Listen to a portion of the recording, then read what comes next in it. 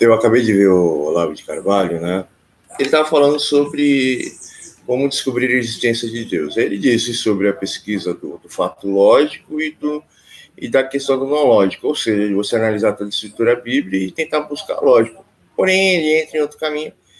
E ele não falou nenhuma besteira, mas eu discordo dele, né? E é muito mais fácil você pegar a Bíblia e jogar em uma tabela de frequência, né? E ainda ter o conhecimento das questões de Israel, né? E ver que existe coerência ou incoerência. Em primeiro lugar, o que seria a expressão Deus, né?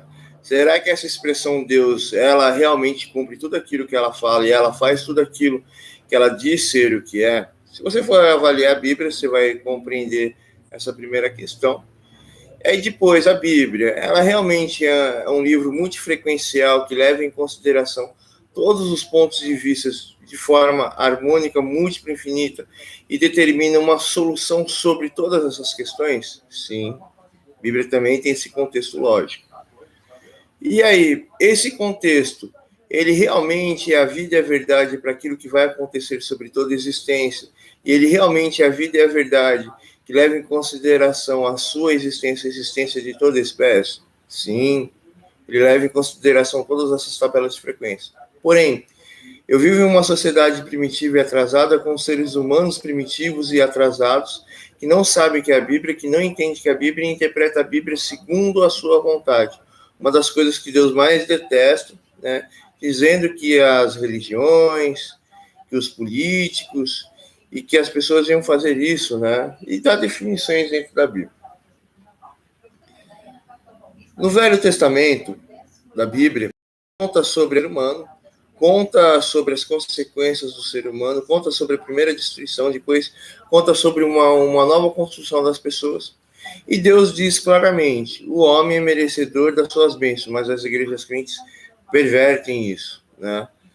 Porém, Deus fala o seguinte, o homem é merecedor do seu beneficiamento, das suas bênçãos ou da sua beneficiação.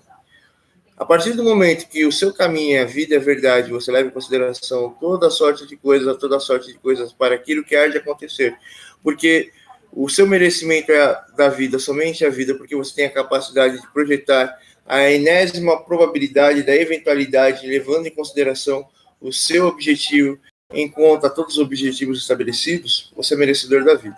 Mas, infelizmente, o homem se entrega à sua própria sorte, e o homem é merecedor não da vida e verdade, mas da sua própria vida e verdade. A Bíblia também fala que precisava da volta do lugeiro, o Velho Testamento só fala de Jesus Cristo, né? Conta sobre a história do povo hebreu e conta o que aconteceria com a sociedade em relação a isso. O profeta Daniel, ele diz revelações sobre a destruição da humanidade e várias profecias. E o Novo Testamento explica como que vai ser o reino de Jesus Cristo. E existe um mapa complexo e intrínseco de como funciona, não mais a lei de Deus, mas a mente do ser humano. Ou seja, a Bíblia ela tem uma sequência matemática explicando como funciona a sequência do raciocínio, do pensamento e de todas as escolhas de qualquer ser humano, da espécie, e por que o ser humano é ser humano e como que deveria se causar a perfeição aqui na Terra. Existe uma questão complexa e profunda que eu não vejo nenhum teórico, nenhum intelectual, ninguém que tem informação da Bíblia, nenhum muçulmano, nenhum judeu, nenhum católico, nenhum protestante, nenhum ser humano na Terra discutindo a questão da reprogramação. Se você tem o conhecimento de causar aquilo que há de acontecer, isso aí é o Pink Floyd lá, o Out Control do negócio tá comemorando 35 anos. Que ela não enxerga direito, tem que explicar pra ela. Né? E aí, voltando à questão aqui, existe uma grande questão bíblica. Por que Deus ele não reprogramou a espécie? Porque o grande problema da espécie humana é a programação do cérebro dele, se você realmente conseguiu entender todo o contexto da Bíblia, né? E aí, a maior loucura da Bíblia é você ver qual é a verdade, o que é certo e errado, qual é o verdadeiro caminho e muitas outras linhas, né?